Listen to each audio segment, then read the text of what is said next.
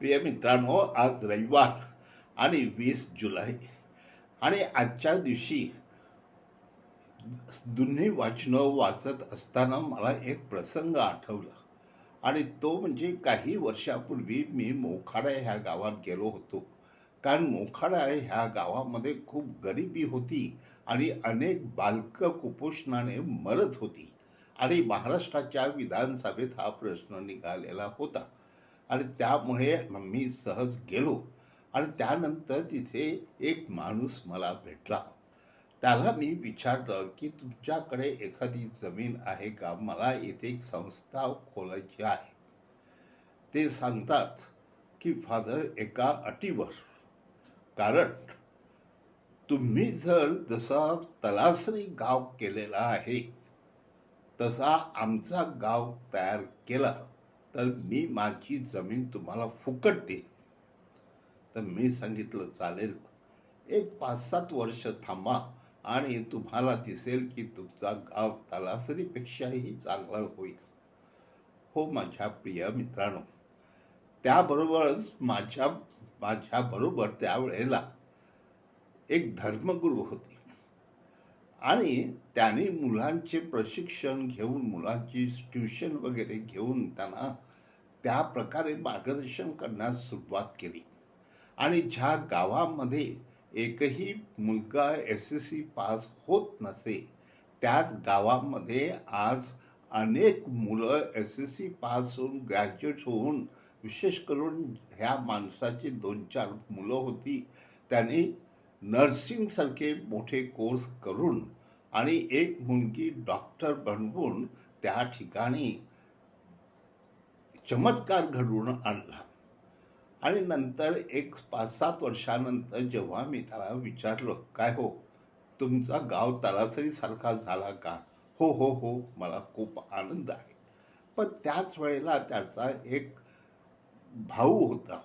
आणि तो भाऊ म्हणजे ज्याला आपण म्हणतो जुळा भाऊ. तर त्याला तो दारू पित होता. आणि काही दारूने त्याला सांगितलं, तुझ्या भावाने असं केलेलं आहे. तो सांगतो, नाही, मला त्या जमिनीचे पैसे पाहिजे.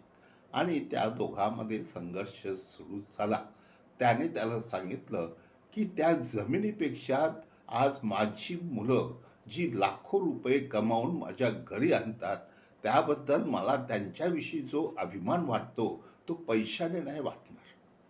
हो माझ्या प्रिय बंधूंनो, आजच्या पहिल्या वाचनामध्ये आपल्याला सांगण्यात आलेलं आहे की अब्राहमला परमेश्वर हा दर्शन देतो आणि तो 3 माणसं पाठवतो.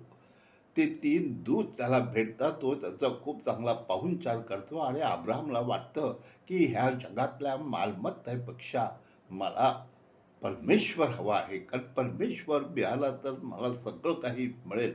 आणि परमेश्वराने त्याला वचन दिलेलं होतं की तुझी प्रजा आकाशातल्या तारा इतकी आणि समुद्र किनाऱ्यावरच्या वाळू इतकी होईल. आणि आश्चर्याची गोष्ट की त्याला त्या काळी एक बाळ झालं. आणि त्याला आशा निर्माण झाली की आता माझी प्रजा आकाशातल्या ताऱ्या इतकी होईल. हो माझ्या प्रिय बंधूंनो, तशाच प्रकारची एक घटना आपल्याला शुभवर्तमानात दिलेली आहे की परमेश्वर हा प्रभू येशू ख्रिस्ताच्या रूपाने हे मार्था आणि मेरी ह्यांच्या घरी जाते. आणि मार्था, परमेश्वर माझ्या घरात आल्याबद्दल त्याला मी चांगलं जेवण देईन आणि उत्कृष्ट असं भोजन तिने तयार करण्याचा प्रयत्न केला. ती भोजनामध्ये गुंतली. पण तिची बहीण मार्था, हिला वाटलं की प्रभू हा परमेश्वर आहे.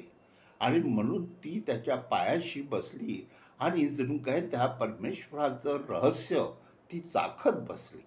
आणि त्यामुळे तिच्या जीवनामध्ये जो फरक पडला, त्यामुळे प्रभू येशूने जणू काही मार्थाला सांगितलं की हिने मोठा वाटा आणि महत्वाचा वाटा उचललेला आहे आणि तू नको त्या गोष्टीविषयी कुरकुर करत आहे. हो माझ्या प्रिय बंधूंनो, जीवनामध्ये ह्या जगातल्या पैशापेक्षा आणि संपत्तीपेक्षा परमेश्वर हा अधिक मोलाचा आहे. आणि परमेश्वराचे संस्कार हे खूप मोलाचे आहे. म्हणून आज देखील आपण पाहतो समाजामध्ये अनेक लोक आपली जमीन देवळासाठी, संस्थेसाठी द्यायला तयार असतात, कारण त्यांना देव हवा असतो. हो माझ्या प्रिय मित्रांनो, आजच्या शुभवर्तमानात देखील आपण हेच पाहतो की परमेश्वर एकदा मिळाला की सगळं काही मिळतं. आणि म्हणून आपण नेहमी परमेश्वराच्या शोधात असावं, हीच आजच्या दिवशी प्रभूकडे प्रार्थना आहे.